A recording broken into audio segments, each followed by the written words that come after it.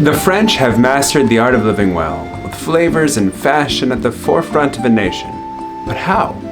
France stands as an eternal realm of some of the world's most eminent philosophers, artists, musicians, and literary luminaries. In my humble opinion, how does this all come about? The Belle Époque. This beautiful era lasted roughly from the end of the Franco-Prussian War in 1871 to the outbreak of World War I in 1914. And this was a time brimming with optimism, fueled by a crescendo of innovation in technology, science, and the arts. And the favorite of those arts, for me, food.